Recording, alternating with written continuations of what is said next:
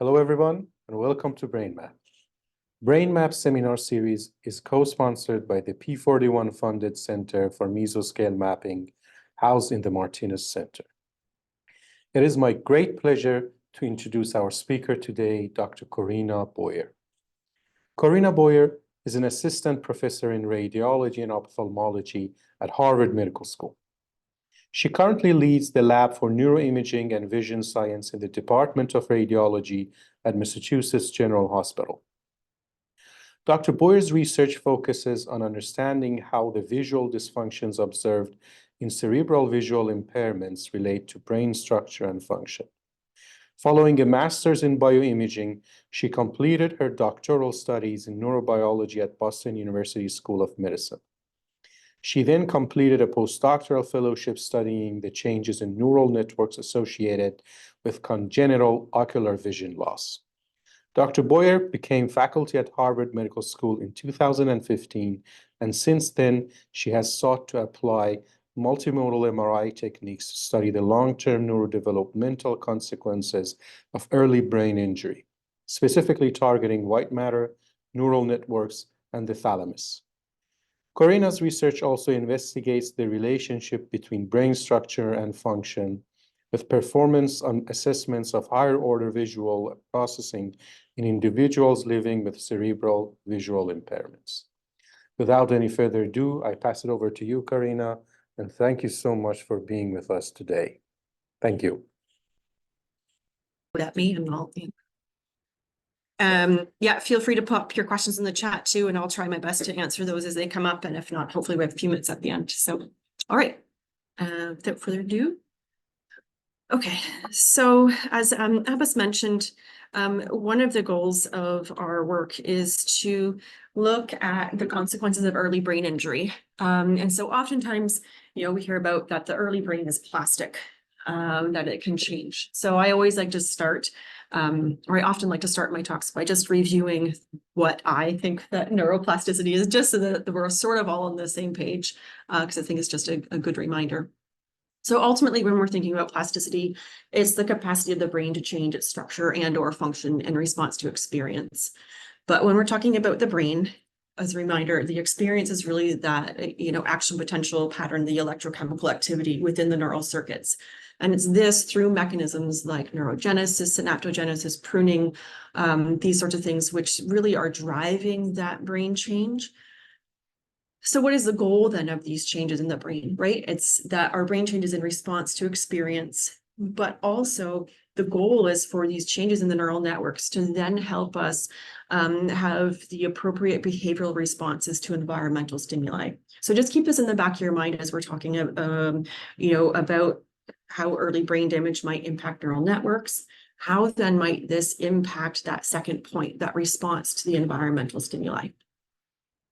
So the overall questions that we're hoping to address in our lab is, okay, in the case of this altered experience through early developmental brain injury, which may impact some of the mechanisms of plasticity, how then does the brain organize itself or reorganize itself if the injury is late enough?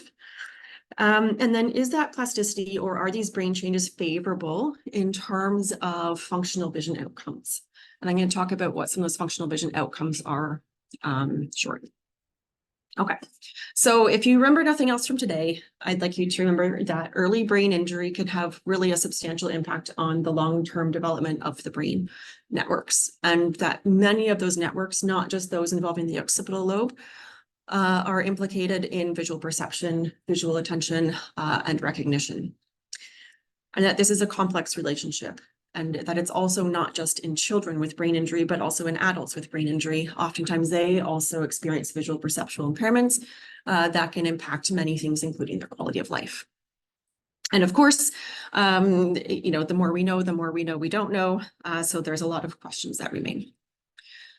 Okay, so for those of you who don't know what cerebral or cortical visual impairment is, which I assume is the majority of people in this room and on the call, it is sometimes referred to as CVI, sometimes brain-based visual impairment, sometimes neurologic visual dysfunction.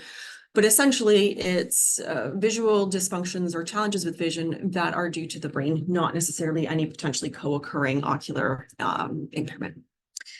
So as you can imagine, these visual dysfunctions can impact individuals in a lot of different ways.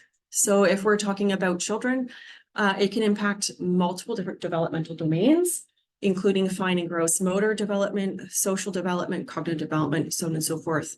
It can impact access to their education materials, so ultimately their learning. If we're talking about adults, it might impact your ability to return to work, or to socialize with your family and your friends, these sorts of things. So really impacting independence, overall quality of life. And when we talk about the ICF domains, really activities and participation. So in children, CVI is thought to be one of the foremost individual causes of pediatric onset visual impairment. And this has been in the literature, not just developed in high-income countries, but also increasingly so in lower and middle-income countries as well. So this is a worldwide condition that we're seeing. And many of the comorbidities are, as we'll see in a couple of slides, related to early brain injury. So oftentimes individuals with conditions such as cerebral palsy are also at a really increased risk of developing also visual dysfunction as a result of that. Okay, so what are some of these visual dysfunctions? So there are a few different categories here. So you may hear me refer to visual function, things like visual acuity, fields, contrast, the things you go to your eye doctor for. And then there's these higher order visual perceptual dysfunctions, which I think traditionally some of them are thought of more in like the neuropsych domain. But they're increasingly also being recognized in these kids or individuals with CVI.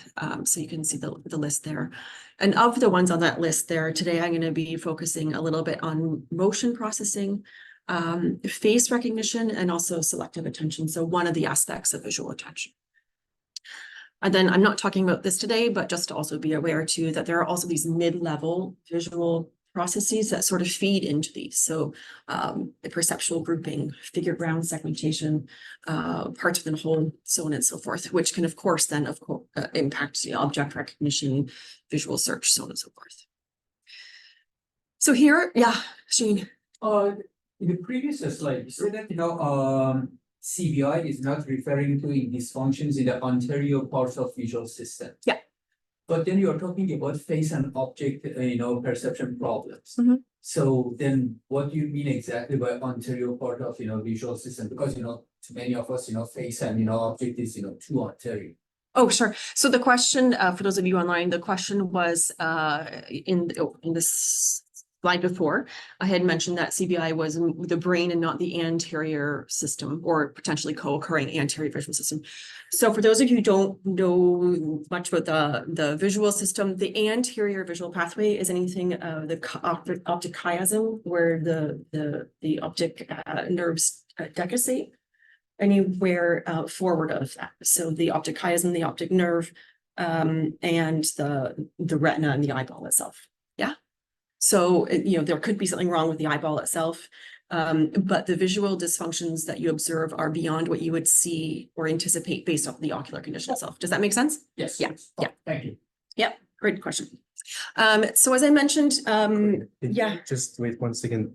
Do I have more questions? No, there is some people are telling me that there might be people on Zoom. It seems some people are not hearing us.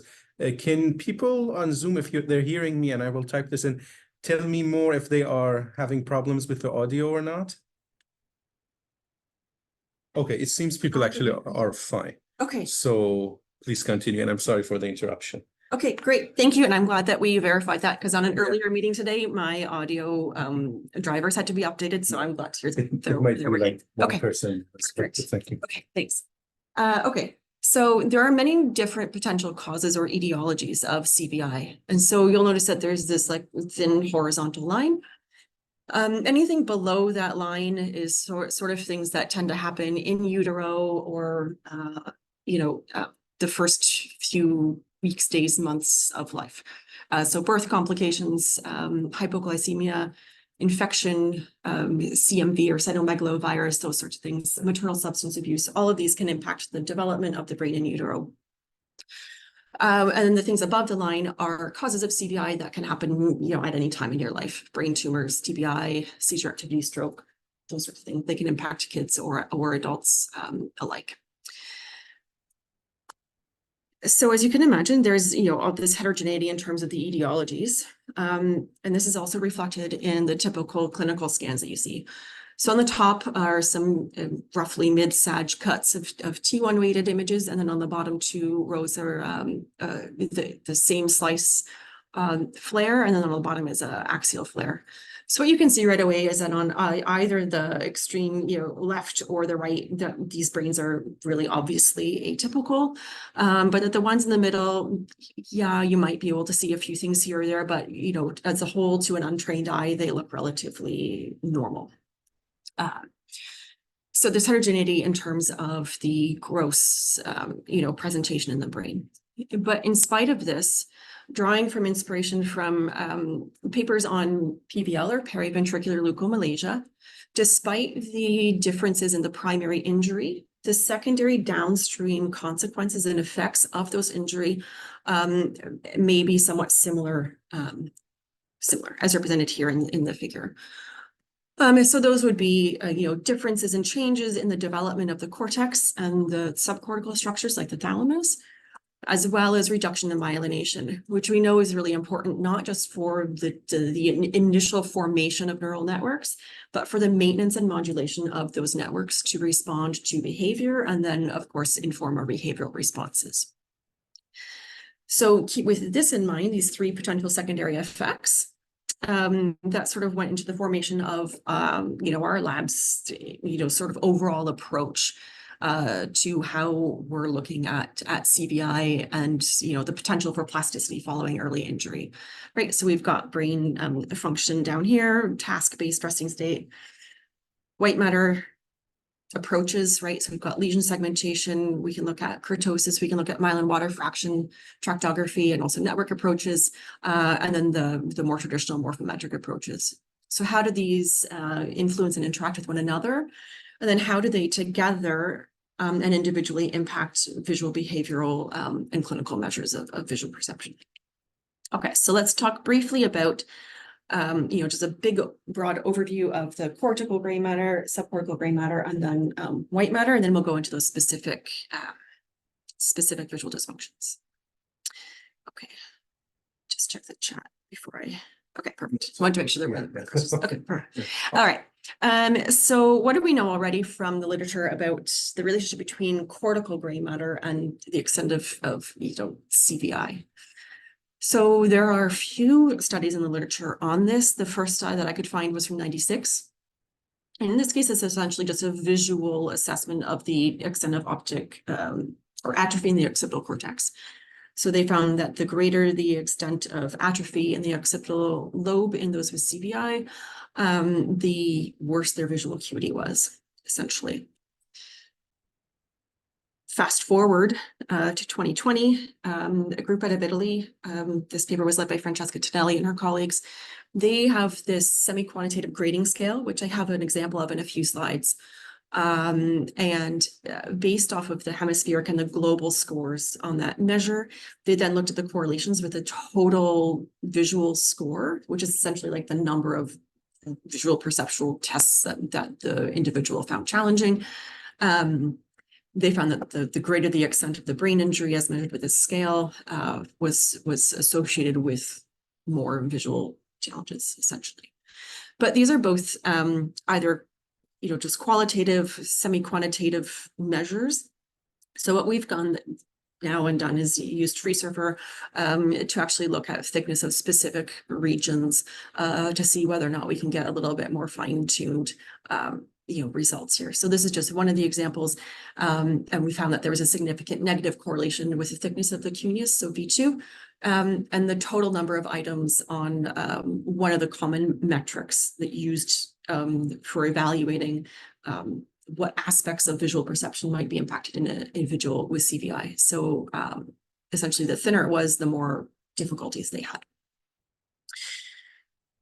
So quick overview with, what do we know about the thalamus, right? That was the second piece that can be impacted. There's a few studies from the literature that indicate that the thalamic injury is associated with a greater number of challenges with visual perception.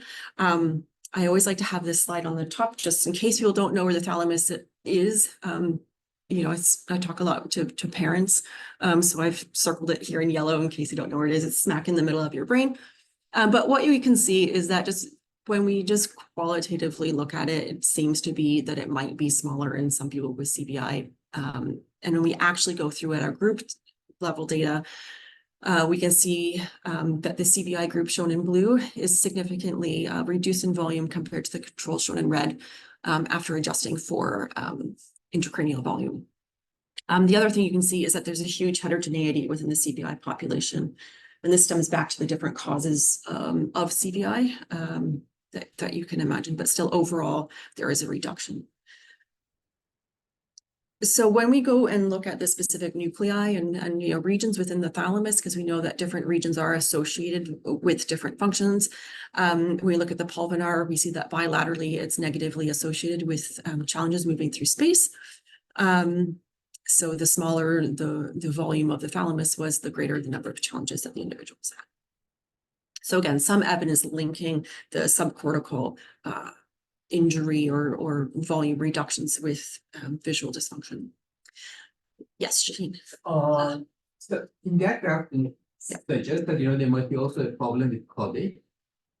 Actually, maybe, yeah. Certainly. So, Yeah. but, you know, is there any correlation with the size of caudate and, you know, whatever the impairment is? Yeah, we're in the midst of looking at that and just seeing what other subcortical regions might be impacted. But yeah, you would think that you would see it in the caudate and globus pallidus, and yeah. And what about LGN? So when you're talking about, you know, thalamic nuclei, so what about the size of LGN and, for example, you know, these impairments? Yeah, great question. So the first question was about caudate, subcortical, other subcortical regions, and then the follow-up question was what about the LGN, which we know is an important relay station. Yeah, and again, we see that it is reduced in terms of volume, and there is also there are also some correlations as well with the visual behaviors, but yeah, we're still. Sorry, we have one question. Yep. Oh, sorry, yeah, No from audience online. So Iris Chen says, it's a comment, really. It looks like striatum is gone. I think she's, but I'm not sure which slide she's referring. Are you talking about the one in the middle? Probably, that's my guess. Oh, so this individual has really big ventricles, and so it's kind of like pushed out to the side, and it's just not shown in this slice. Like hydrocephalic. Yeah. Okay. But they are things that we are definitely looking at. Yeah, great comment. Okay, so what about that third piece then, and the changes to the white matter? Again, there's not much in the literature about this. Again, going back to that 96 paper, just looking at the reduction of the white matter in the peritrigonal region, which is that posterior part of the lateral ventricle, which is an area that even going back to like the Banker and LaRoche papers on PVL, there's oftentimes liquefaction in this area, and to always look at optic radiations in kids with PVL. So again, the amount of reduction in the white matter in this area is again associated with worse acuity in that paper. But what about, some of these higher order visual pathways? So my friend and colleague Els Ordebus from Belgium, her group in 2012 published this paper looking at the integrity of the ILF, which is the main pathway associated with the ventral stream.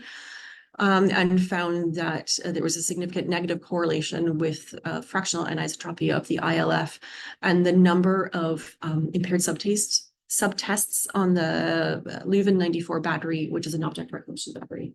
So essentially, lower FA was associated with greater impairments with object recognition. So we have, again, some early evidence linking the extent of white matter damage to visual dysfunction.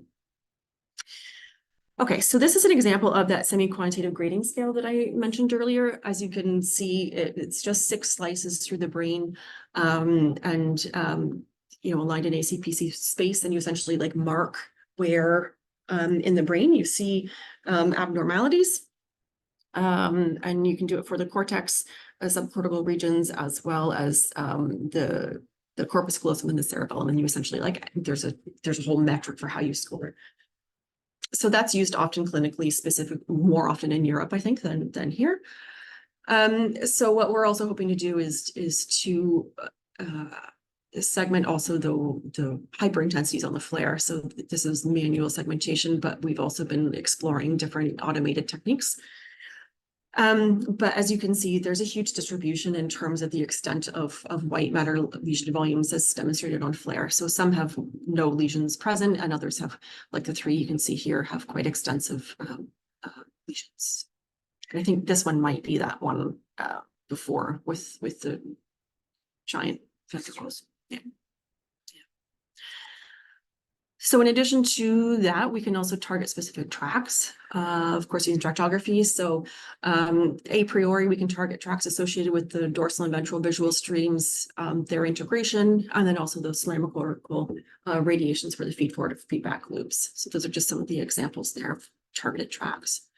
So earlier this year, we published some of our results. So these were 4 of the targeted tracts. So the IFOF, or the inferior fronto-occipital fasciculus, connects frontal regions with parieto-occipital regions. The SLF again connects pretty much the same regions, but it goes superior and a little bit more lateral. The vertical occipital fasciculus connects upper and lower parts of the occipital lobe, and the ILF again connects various temporal cortex regions and the occipital, so the main ventral stream pathway. So I won't go through this in much detail, but the take-home message is that of all of the pathways and the measures that we looked at, it was really the right inferior fronto-occipital fasciculus. So this pathway that's involved with a lot of multimodal processes, including face recognition and reading and so on and so forth, showed changes in CVI that survived multiple comparisons. So essentially, we saw increased in radial diffusivity and axial diffusivity, indicating that there was some potential damage there. So we have some complementary analyses. So this is some pilot data using myelin water fraction maps. So we can essentially take those tracks that were isolated and then, map them, binarize them and map them with the myelin water fraction maps, and then calculate the average myelin water fraction of the track. So we see that there are some significant reductions in the CVI group compared to controls, again, providing some potential evidence for a reduction in myelination in the white matter pathways associated with visual perception. Okay, so what do we know so far? We know that there's some evidence for brain reorganization or changes in the organization of the brain at the level of the cortex, the thalamus, as well as key white matter pathways. At the global level, like when we're looking at these questionnaires and different global measures, that there seems to be some relationship with the severity of visual impairments. So let's now go and look at some specific visual behaviors. So we're going to first look at motion perception. Okay, so motion perception is something that has been reported to be impacted in individuals with CVI and at high risk for CVI throughout the literature. And it's pretty consistent. So this was a study looking at individuals with PVL and those born preterm, both risk groups for having CVI. So they looked at 3 different types of motion, translational motion, so left to right, rotational motion, and then form from motion. They also looked at static form. So the take-home point is that all 3 different types of motion were impaired in the at-risk groups. Similarly, when you look at CVI compared to typically sighted individuals, as well as those with strabismus or amblyopia, that the CVI group had motion impairments with visual motion perception beyond what was seen in the strabismic amblyopic group, particularly when we're looking at slow motion. These were replicated by our group earlier in 2021. And also importantly, this doesn't just extend to optic flow, which is essentially how the visual environment moves as we move through space, but it also extends to things like biological motion. So multiple different forms of motion are impacted in CVI and those at risk for CVI So why might that be? Yes. The first figure, what's the y-axis? What's the y-axis? That's a great question. I can't remember. I Yes. think it's the proportion of What is the It's a little strange, you know, the translational motion is the easiest task, Mhm. and you expect the effect, you know, technically, you know, non-existent, but compared to other things like global motion that I know that, you know, there is a problem. Yeah. This one, you know, shows actually a stronger effect. So you expect to see exactly the opposite, that everybody can, you know, differentiate, for example, you know, or detect translational motion. Mhm. But when it comes to global motion perception or motion coherency, they start showing the effect. But this effect is super strong. At least, you know, panel A. It is, yeah. Or B, you know, rotation. So rotation relative to what? So was it, you know, they change the contrast of a stimuli? Oh. You know, what was the question exactly? Yeah, so if it's been a few minutes since I've looked at the paper in detail. But at least so I can't remember exactly for that one, but oftentimes in these psychophysical approaches, you vary the proportion of the dots or the signals that are moving coherently. But then shouldn't it be, you know, exactly, you know, like, you know, coherency? So that's the thing is I can't remember what the y-axis is on that one on the left. I know that that's what it is definitely on the one in the lower right. So also when you have the motion coherence threshold, for those of you who aren't aware, the higher the value, the worse your performance, because it means you need more stimuli moving in the same direction.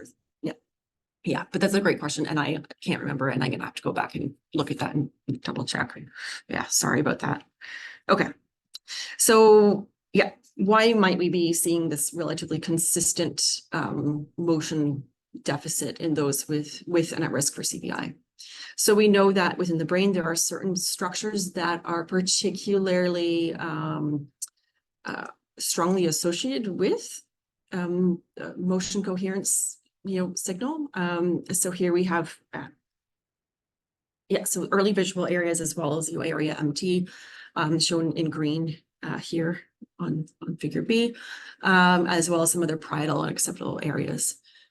So as a first step to sort of on trying to uncover some of these potential mechanisms, Bott and colleagues published, you know, looking at the correlation between the cortical thickness of early visual areas in MT in relationship to exactly what Shaheen was just talking about in the motion coherence threshold. So essentially, the thinner the early visual areas were, the higher the motion coherence threshold in their sample of participants. So that's one potential mechanism. So what about some of the white matter pathways? We know from the literature, both the animal literature as well as the human literature, that there are some potential direct pathways between early visual areas and area MT, as well as between thalamic nuclei and area MT. So we wanted to look at whether or not there was a correlation between, you know, the volume of these pathways and motion coherence threshold.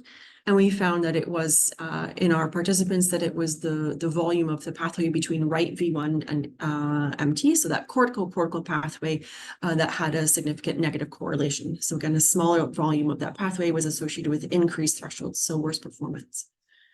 So that's potential mechanism number 2. And then Zahida Pamir and Latvia Merabet's team at Mass Ioneer did this study where they looked at motion coherence thresholds in the scanner. So they chose coherence of 0, so none of the dots moving together, 30%, which is supra threshold for controls and sub threshold for the CVI group, and 100% coherence, so everything moving together. And so what she found was that the beta value within V1 was relatively similar between the two groups. So CVI is shown with the black dots and the controls with the white dots. But that in area MT plus, that both at 0 and 30% coherence thresholds, that the CVI group had a much lower response compared to the controls. So then she thought, well, let's go a step further and, look at whether or not this has to do with the suppression or the facilitation effect of the receptive fields. So in V1, there was no difference, whereas in MT plus, the controls had the receptive field, suppression effect, whereas the CBIs had the opposite. So it seemed to be a facilitation effect instead. So that's another third potential mechanism that might be underlying the behavioral impairments that we see. Still trying to figure out, which, how they relate with one another. But those are some of the things that we've found in the literature. Yeah. Yeah, that kind of, do you think it's a little bit strange? We know that, V1 doesn't like motion coherency. Actually, it better responds to random motion rather than, coherent motion. But when it goes to MT is actually area known for motion coherency preference. Yeah. That graph suggests that controls are problematic. Because Yeah. the response goes down, and actually the CBI group, they are normal people. Yeah. So because the activity goes up. Yeah, I know. Yeah. So the question was about the response profile in MT in the control group. And that was something that we were wondering about. And I think that's why she went ahead and did the suppression, the second analysis on the bottom was to see some of that. But yeah, good question. Okay. So for the sake of time, I'm going to move on to the ventral stream dysfunction. Specifically, we're going to talk about face recognition. So this is something that we're starting to look at because it's something that many parents and teachers of the visually impaired tell us that these kids have a hard time with. So at school pickup, their parent will be in the line and then the kid won't be able to tell who is their parent in the line. Their teacher will walk past them in the hallway and they won't recognize their teacher or their friends on the playground. So this is something that we hear a lot. There's a potential challenge that these individuals have to overcome, and many of them are very good at developing their own strategies, not necessarily being taught. So looking at someone's hairstyle, how they walk, many will wait for the person to talk before they address them, these sorts of things. So sometimes they can be masked. So unless we test it, we might not know if it's there. So there was a study in 2009 by Elisa Fazzi and her colleagues, and they found that 18% of a sample of 22 kids had a specific face recognition impairment, but this is a face memory recognition impairment using one of the subtests of the test of memory and learning, the TOMA. So we wanted to see, okay, well, how does this impact individuals in real life?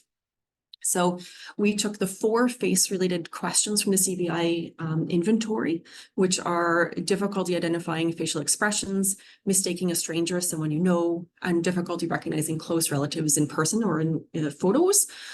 So when we look at the controls, we can see that none of the controls always had problems with these. A few sometimes had difficulty recognizing facial expressions or mistaking a stranger as someone that you know. I think most of us in this room would probably say that they've gone up to someone in the grocery store and thought that they were their friend when meanwhile it was just a total stranger. But right, that happens maybe rarely, right? Maybe every once in a blue moon. But when we look at the CBI group, we see a very different profile. All of the individuals sometimes or always had difficulty with at least one of these 4 aspects of face recognition. So we see that, again, between like probably 40 and 60% of the participants had difficulty sometimes or always with all 4 of these levels of face recognition. So we want to then look at this in a little bit more detail. So this was done in collaboration with Peter Becks at Northeastern. So he came up with this task. So in this face recognition paradigm, it's a forced 4-choice to match to sample paradigm. So on the top is the target. As you can see, the target face is, the amount of blur in that face is varied. So the one on the right is relatively minimal blur attached to it, and then the one on the left, we can see it's quite blurry and it's a little bit harder to pick out the match, but you can kind of see how it looks like they might have bangs, so you can strategize and narrow it down.